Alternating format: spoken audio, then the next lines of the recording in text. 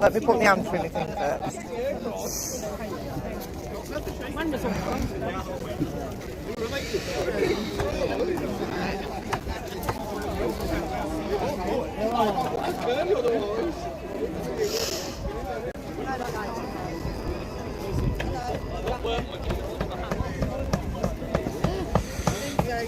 Do you know what these are here for? Do you know what these are here for?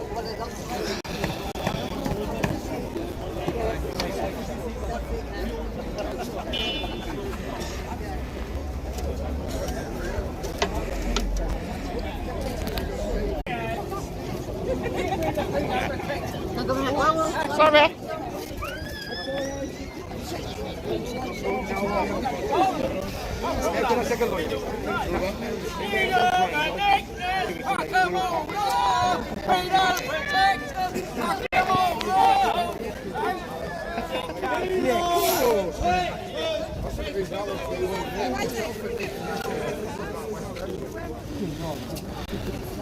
Go on, girl. Oh, fucking tell them.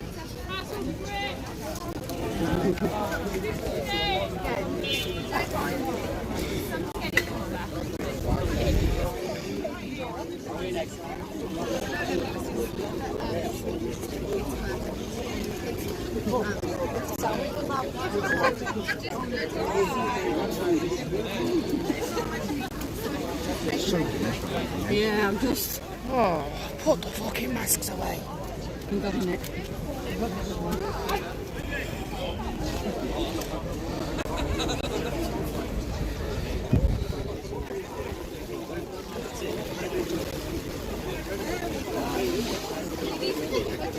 Can you stand there for a minute? Underwear? I'll put them there. Come on.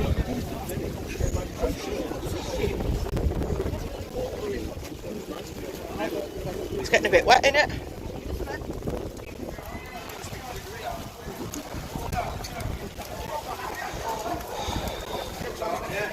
Wait, are you walking into the post, woman?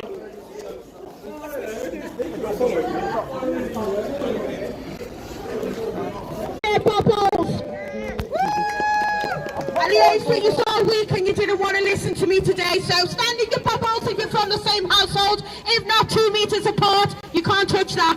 Go, quick, well, Phil. Well, hello everyone, I'm Emily. I'm one of the organisers of the Birmingham protests for Save Our Children, which should be peaceful, which I can see only a slight number of people don't want to disrupt it.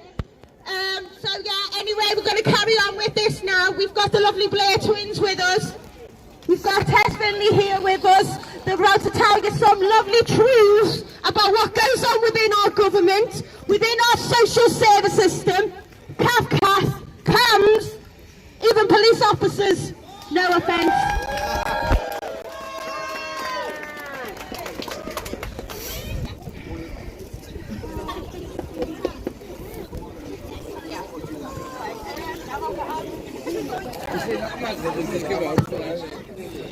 Don't wear the mask, but look, you've got to give me one of them. Looks like a proper face. I was took it off, mate. Give him my card. Give him my card.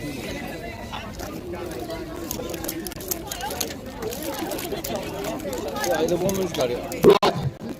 First of all, I want to thank everyone for coming here. I know it's a bad day for weather, but at least you're here. We've got some great speakers here today. We should have someone else turning up.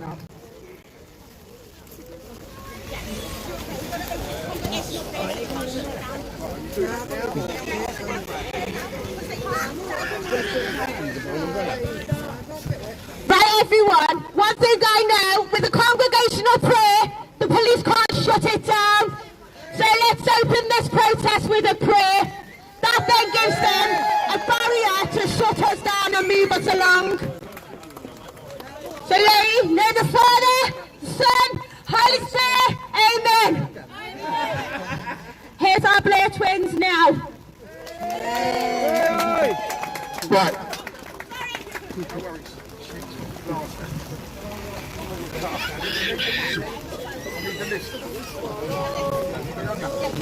Alright, you just tell me, yeah?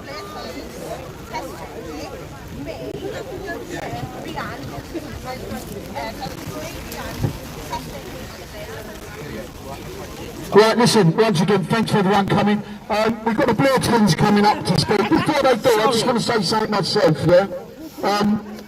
The Save Our Children campaign is something I'm very passionate about. And it's very close to my heart. I was brought up in care. I know about the physical abuse, sexual abuse and the mental abuse that children have gone through in care and still going through in care. It's time for us as a nation to rise up against these monsters that have for years been getting away with the systematic abuse of our children in care. It's time for us to rise up against the grooming gangs, the paedophiles and the child traffickers. Yeah, I'm just trying to pull the string from him. These animals believe their actions have no consequences. They operate under the belief that they are immune and their actions will go unpunished. Well, now we as parents and grandparents are here to make sure that stops as from today. They must not escape our fury or the hand of justice for our children's tears and fears, and for the millions of lost children worldwide. As of today, we must make a promise to our children and to our grandchildren that these paedophiles, grooming gangs and traffickers will pay. We demand justice. Save our children! Right, now we've got the Blair twins. Give them a big clap, please.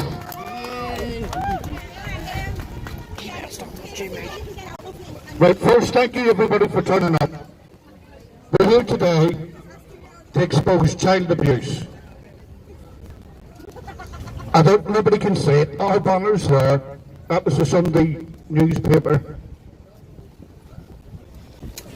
Me and Bobby won the biggest court case in Europe.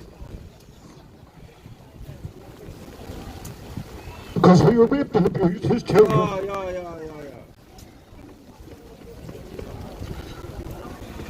We went on to have good lives, even though we suffer today. We try to make the best of what we can. But we stand and travel all over this country. Even though we won our case, it doesn't stop us from fighting for the innocent children that are being raped and abused massively in this country.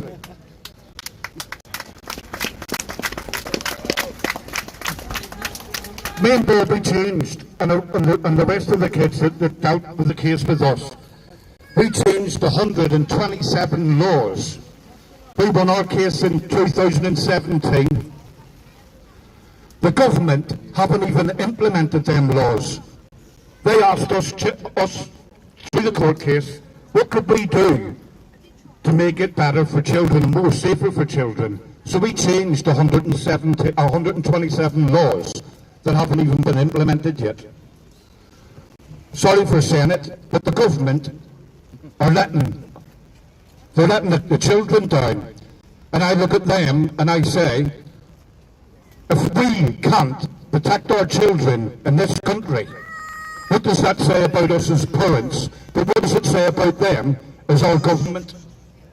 Yeah? The bullshit. Exactly. In our government, yeah, me and Bobby, it states it there very clearly that we waived our anonymity in a court of law to tell the truth.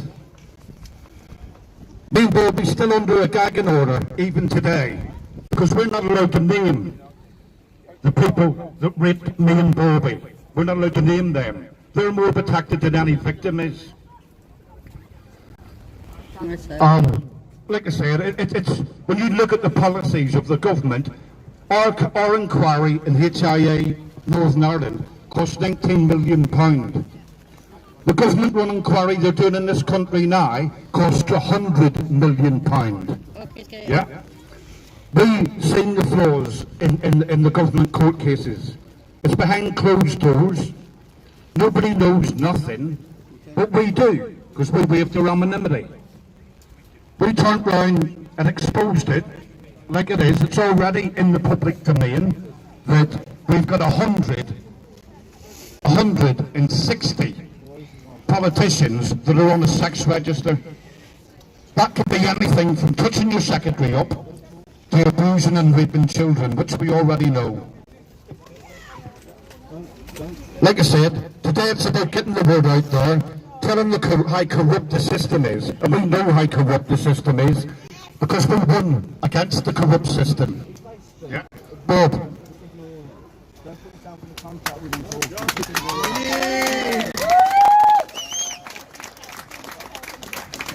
Like Joe pointed out, those laws haven't been implemented yet. If you bring up social services will quote you the 1989 Act, when it should be the 2017 Act. And this is how complicit the government are. Those laws, 530 of us came forward, kids that were abused through the care system. And our court case lasted for 4 years. And when we won that case, every single one of us that came forward thought that we were going to get justice, thought that we were going to get, and to date, not one single Christian brother or priest that raped and abused us has gone through the court process. Not one, because the government in Northern Ireland are letting them all die. That's how corrupt the whole system is. That's why I do what I do. I won my case. Everybody says to me, Joe, put your feet up. I'm not putting my feet up, because it's still happening today. Children are still being raped, abused and thrown under the care system in every curse up and down the country. This is the problem that we have got, and I've always said it. There should be millions of us on the streets when it comes to protecting kids.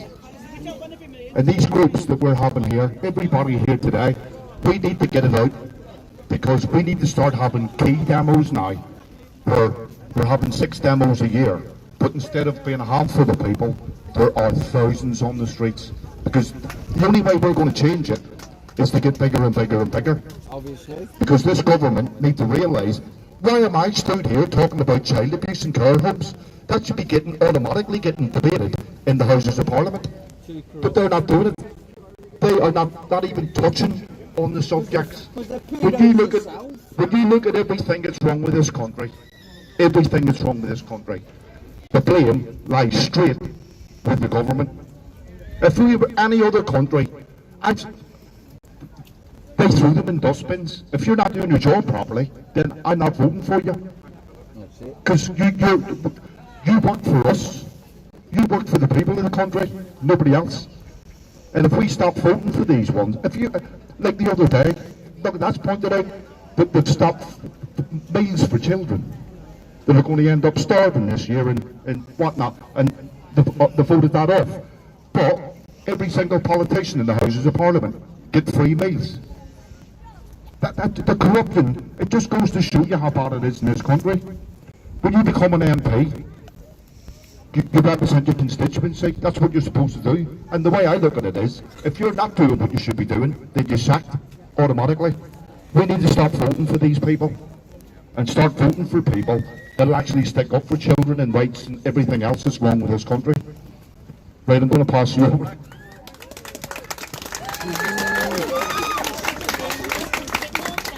Another thing, right? The police are on about shutting us down because we're not social distancing. Yeah.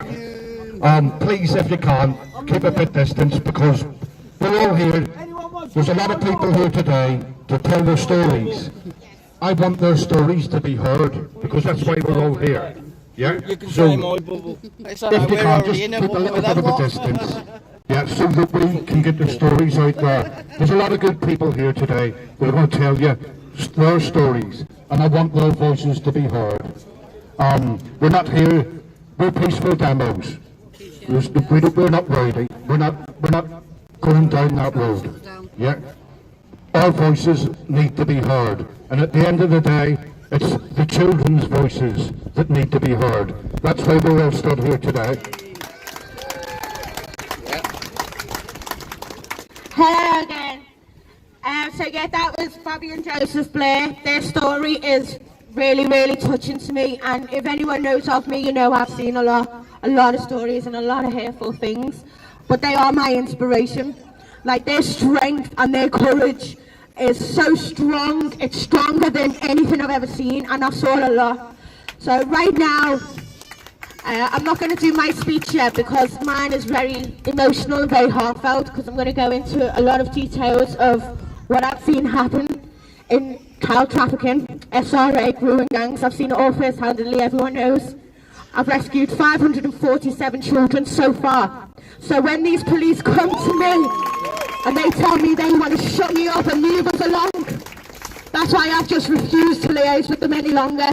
I did all week, and they tried to shut it down today. Everyone's social distancing. There's nothing you can do now. So I'm going to introduce Tess Finley. Now this is one amazing woman that's been fighting for years and years and years for the children. And only this year alone she started seeing results. So please give her a round of applause, because honestly she is fabulous.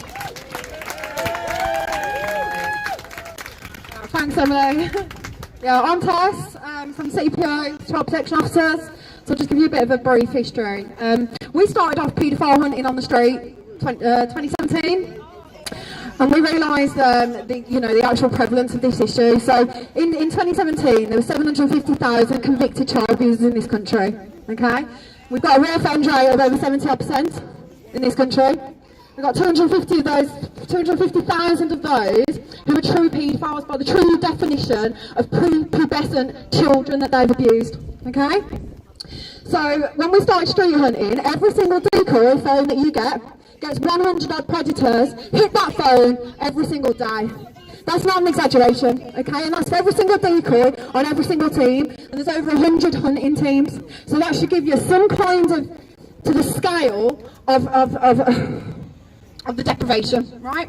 So it was a natural transition from there in seeing the results that we was getting, okay? So around the teams, we were getting a lot of NFAs. And it was a bit, okay, we know we get watertight evidence, okay? So then I had this case myself, and it was a real child, and it was a real teenage girl that came to me with the guy that was abusing her, and all the evidence, okay? Real child, I repeat that, okay? So then obviously we did everything that we needed to do to refer it to the police. They had all the evidence. We stung the guy, they had the admission from him, okay, so he admitted it to us on the scene, he admitted it to them at the police station, they had all the evidence, but because that young child was too terrified to go to court, they NFA'd him. So they've got his admissions, they've got the evidence, but because she refused to go to court, because she was scared, they NFA'd him, okay, and there was loads and loads of issues like these. So it was a natural transition for me to go into activism and lobbying, okay, to try and figure out why all this is happening and why it was so prevalent. So in 2018, we did a lot of nationwide protests to try and reduce apathy in this country, because apathy is one of the biggest problems. What I've seen this year, which is really great, is the momentum for Save Our Children, which is really helpful, okay? Really helpful. Okay, because it helps to put the focus on and the spotlight on. So all of us that are campaigning to actually make changes, etc., every single one of you that builds momentum, okay, is helping us get what we want to achieve. Okay, so I'll just go into petitions, etc., because obviously back in 2018 we did everything the right way, how you're supposed to do it. We petitioned like you're supposed to get into the House of Commons, etc. And then what I noticed that all of the petitions were getting rejected. I'm an analyst by trade, so I thought, well, why? So I went to have a little look. And I figured out that actually they were saying that most of them were considered enough, which is a fair comment. There was emotion-led, opinion-led, where I lead with facts, and I lead with profit and loss, and facts and percentages and volumes and values, etc. So I really considered our petitions, and I was getting rejected as well. So that leads me into the next load of research that we had to do to figure that out.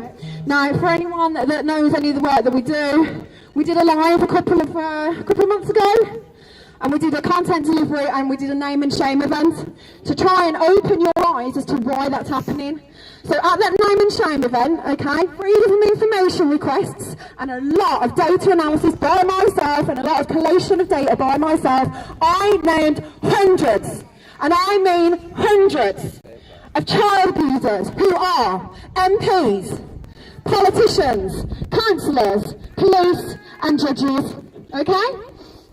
So that name and shame event was supposed to show you the reasons why House of Commons, Parliament and government aren't doing anything to change anything. The Sexual Offences Act of 2003 is one of the weakest acts in regards to minimum sentences, okay? So in that act, we've got over 32 sections of the act in referring to child abuse that I am literally needing to amend. Because even on these child abuse cases of real child abuse, there's no minimum sentences. Now you can look at any other act in our legislations, whether it be violence, drugs, anything, okay? And you have minimum sentences on everything in your guidelines. Why not in child abuse? There is a reason for it, but it is being changed, okay? There is a reason they're so weak, and that is an agenda at the top. However, we also have many of those sections which deem it appropriate to give you a fine if you abuse a child. We also have over 16 that deem it appropriate to give you a community order if you abuse a child. This is not good enough. That is not good enough at all. Well, actually, as you bring that up, so what I do, right, is I do prevention, protection, punishment, psychology, prisons, probations and social services.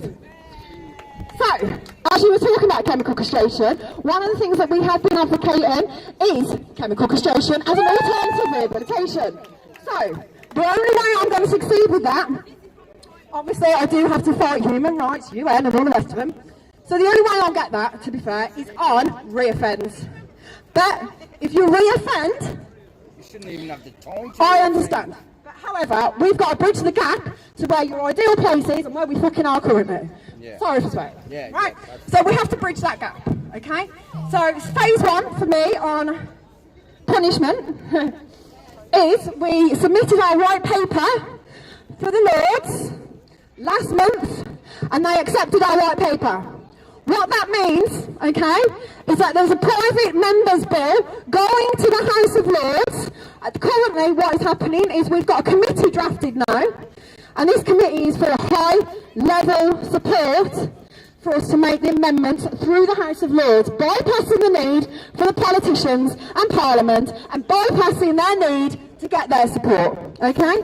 So the hereditary Lord is going to take our bill to the other Lords, once we've got the committee, etc., which is all in process. And he's a great guy. And also I do trust that actually, as they keep telling me, as the Lords keep telling me, it's an own goal. It's an own goal and it's going to hit the back of the net because there's not one of them, even if they are announced, there's not one of them in front of all their peers who's not going to sign it. So it's called the Child Protection Bill. And the Lord named that for us, which I thought was very sweet. And if you bear with me, I'll actually look at my notes now. That's fine. Okay, so yeah, so the Lord named it the Child Protection Bill for us. There's a lot of committee work going through on that, but I'll just let you know now, we are implementing new laws around grooming and the deception of grooming of child. We are amending the sentencing guidelines for the minimum sentences, the fines and the community orders to get that up to custody time. So you shouldn't see any more suspended sentences and you shouldn't see any more community orders and you shouldn't see any more no jail time. Thank you. Okay, so after the name and shame event, which obviously I've told you why, we did a child trafficking event. And that was to give you the Ministry of Justice data, the Ministry of Defence data, the Houses of Parliament data and the police data in regards to child trafficking. Okay, now go and have a look at that if you want the actual factual data, because I know there's a lot of misinformation being spread, a lot of conspiracy theories. No one can dispel anything that we've put out there. We've done everything through freedom of information and we've done everything through their legit, what they look at and their data that they look at, so they can't dispute what we're saying. Okay, So there's the white paper bill. Da, da, da. Right, I've briefly touched on reoffend rate, which is a real problem, and it's something else that we need to get looked at because it's over 70% reoffend rate. And as this young man brought up in regards to alternative rehabilitation plans that we're putting in 2018, we did get a trial on pill form chemical castration. Now, Kazakhstan are doing injections because what we've said here is we can't afford a higher process, okay? Now, Kazakhstan's injections are £1.72 per chemical castration injection, and that is for lifetime. So rather than paying the pills that don't work if you don't take them, and you have to rely on that offender to take his pills, how about we just inject them with one injection? It's completely humane before anyone starts. I know, darling, but I can't get there. Right. Right, so it's for true paedophiles. Okay, so true paedophiles who've got a predisposition to prepubescent children, okay, it will turn them asexual and it does help. There's a Florida study that shows 0% reoffend rate with true paedophiles. Now, the other 500,000, remember the disparity, are child abusers, not paedophiles. Now, unfortunately, we do have to tailor, this is the point, we have to tailor plans to each individual abuser and their reasons for it, because child abusers and molesters will abuse and molest with anything to hand, and it's just a power and it's a control thing, and that won't work for them. However, the 250,000 convicted true paedophiles in this country, we can send them asexual and remove their urges. Okay, so just a little bit on probations and parole, etc. We seem to be just wanting to parole everyone in this country. No, there was a white paper that was put through two months ago, which for child abusers and child killers, they will have to serve 75% of their time on good behaviour instead of 50%. I know it doesn't sound like much, but every one of these steps is massive, okay? So, I understand. Right, okay. So, right, so, we're in Birmingham, so I think it's appropriate that we talk about Vanessa George, just to give you a little bit on to explain the parole and preparations. Okay, so Vanessa George, one of the most prolific female paedophiles that we have ever seen. Okay, she abused hundreds of children in her day nursery in Devon. She was sentenced to, well, she got out anyway within 10 years. They paroled her. Now, when you parole a child abuser of that level into the community, there's only a certain amount of places that they can send them, okay? So these are, well, you know, the bail hostels, but the sexual offender bail hostels. There's only actually 6 in the country, okay? There's only 2 for females, right? So, there's only 2 for females. There's one that was full up north. So the Birmingham one, which is where she was released to in October, is literally backs on to a nursery, and there's literally a school over the way. Yes, I did get into some trouble in October over Vanessa George. Yes, I did. However, yeah, well, you know, they just tried to get me away.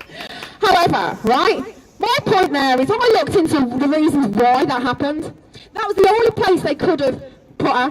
Okay, so if anyone knows any of the issues that we've got with MAPA and probations, how the systems don't talk to each other, etc., she is deemed psychiatrically a problem, okay? So she's got 7 different overseers that need to oversee her. So to be in a psychiatric female child abusers hostel, there was only one place to put her, and that's Birmingham, next to a nursery. Now, the woman that paroled her knew this. She knew this, so I don't remember her name off the top of my head, but I did have a big rant on the page about her in October, okay? But yeah, so she paroled her knowing that she'd have to come to Birmingham, we'd pay for her new name, Hazel, we'd pay for all her new details, we'd put her there, next to the nursery, and do you know what, by the time that we found out, by the time that we got there, she was on bail release. So she got, not even joking, she got 2 hours a day out through when I didn't know where she was going and didn't know what she was doing. But over the road there's a school, and literally you could throw a stone to the nursery from where they are. Thank you. So I should give you a little bit of a clue as to why I've got a problem with probations and prisons and the parole board as well. okay, because they know this stuff and they still do it. And by the way, that parole board had recommendations 3 years earlier to say that they didn't have any suitable facilities to put these people when they came out, but instead of acting on those recommendations, what they decided to do was parole them all, knowing that. But they had recommendations. So they could literally, easily change any of the bail on the bail hostels into where a psychiatric nurse can stay there. They could do that. It's simple enough. It won't cost too much. But paroling them into society, that's a cost to society that is too much. Okay, so social services. We do work with social services as well. Sorry. Okay, so briefly, we've proven in the past, we took them to court in 2018. We took the heads of social services to court, Northern Ireland, Scotland, Wales, England. Took them to court in regards to their targeting in January. Now, if anyone in the corporate world knows, you get targeted at the start of the year on your KPIs. Social services target on how many children they need to take in. Now, I'm sorry, there is a need for social services because they seem to think that's their backup and that's their argument to us all the time. There's a need for us. Yes, there is. There's baby peas in this world. Yes, there is a need for you. So, but surely, if you're targeting so that you can balance your books on assets and liabilities, if you need to take a child, because it's in severe risk, then surely you should take that one child or 100,000 children. Doesn't matter. Surely if they're at risk, it doesn't matter if it's 5,000, 200, 10,000, it shouldn't matter. But you're targeting to balance their books. Now they got guilty on that. And they got told that they had to stop targeting their social workers on how many kids they needed to take. So we did get some of their books from a specific council to show the assets and liabilities on their books. An abused child gains them between £4,000 to £8,000 extra. So if you've got a child in social services or in care, okay, they get about £14,000 a year for that child. If that child's abused, they get an extra about £6,000 on average. They're actually telling why they're not preventing the children from getting abused, because they're extra money to them. Now on the liability side, when these vulnerable children run away, when they're groomed, when they're abused, when they're going through a hell of a lot of issues, okay, if they run away, you're supposed to phone the police, etc. The reason we're getting these missing kids that aren't being reported to police is because they get a liability on their book, and it's about £400. But when you've got real damaged children who are really struggling with the abuse that they've had, and then they're neglected and they don't have any constants, they're going to be damaged, okay? They're going to have emotional behavioural difficulties, okay? They're going to be running away. Now, if you are not, because of the fear of liabilities and fines, basically, on your books, looking after those kids properly, and then we have traffickers who, quote, we use care homes as holding pens. So you've got child traffickers using our care homes as holding pens for our abused children, leaving them there and coming back from when they feel like it. And then obviously when our child runs away with their trafficker then, for example, and then we don't report them as missing because of the fine on their book, hopefully that just gives you a little bit of an eye-opener as to the problems that we've got within social services and the care systems. And then just to briefly touch on the psychology aspect of what we do. Mental health. There's over 2 million children, okay, children in this country waiting on receiving mental health support. And do you know what's even worse than that? When these kids that need this mental health support, a lot of them are abused, a lot of them have gone through some real emotional issues. And do you know what's worse? And some of them have already been trafficked. We're then sending them hundreds of miles away for treatment. So we're sending them hundreds of miles away from their constants, away from their family, to get the support, which actually then, in turn, is doing them more damage. Okay, and in regards to the sports coaches, you might have seen all the inquiries, etc. So we have literally, in every, just to point out, on Friday there was a bill passed in the House of Lords. That meant that we could put sports coaches onto the abuse of power trust legislation section, which basically means now that we can get extra charges on these people, like the athletics coaches, like the football coaches that are trafficking the boys from Scotland to England, trafficking them for sex. It's all on our page. We've released all the information. Same as the gymnastics, same as the athletics, Same as the football. There's inquiries in every single one of those sports now because of the trafficking of child sex, okay? So, I hope that's given you a bit of information about what we do. Watch this space in regards to the more agreements that we get from the House of Lords, and I'll keep you updated on the Child Protection Bill.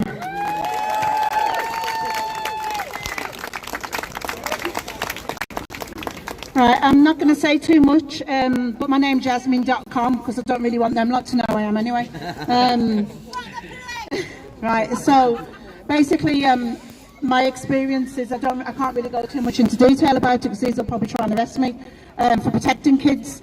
The kids I've been protecting are refugees who, while I was in Greece with a group of friends of ours, basically helping children and families out of the water. Most of the time empty life jackets were coming out of the water, and Take a walk around the camera. obviously quite touching. But if we weren't there, we witnessed this is part of Europe, obviously. Yes, we witnessed the police beating parents in front of the children, and at the same time pulling these children away to try and remove the children from the parents. And then we have been told on a number of occasions, first-hand from some of these parents, that children have gone missing and not enough sin again. We then were later told, and we do have evidence to show this, that the Greece police are providing these children for child trafficking. Oh, a minute. We will conceal this information. The poisons will be hidden in everything that surrounds us. You're sticking your hand down your bloody bra. No, trying to get your back sorted. We must be Come on. ingenious in disturbing the people so they can see past. We will teach them that the poisons are good with fake images and music. Alright, yeah, Joe.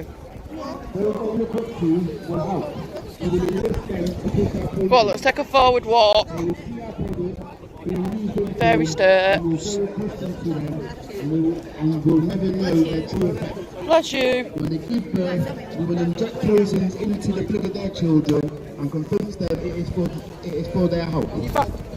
We will start early on. When their minds are young, we will target their children with what children love most, sweet food. Excuse me. Sorry. When their teeth decay, we will find them. When their tooth decay, we will fill them with metals that will kill their mind and steal their future. When their ability to learn has been affected, we will create medicine that will make them sicker and cause other diseases, for which we will create yet more medicine. We will render them docile and weak before us by our power.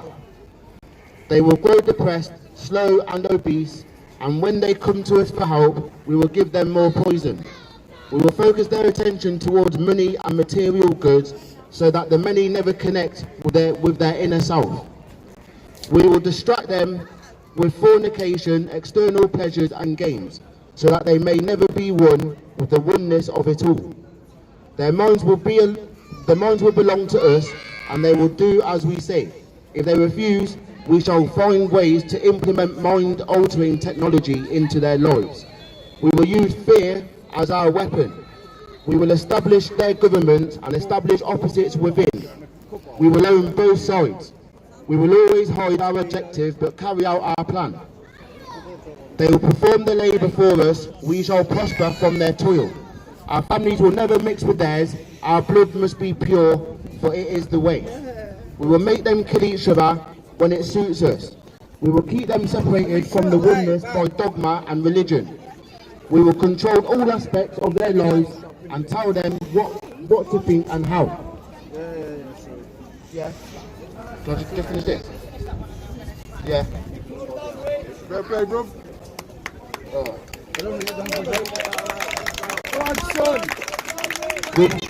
We will guide them kindly and let them think they are guiding themselves.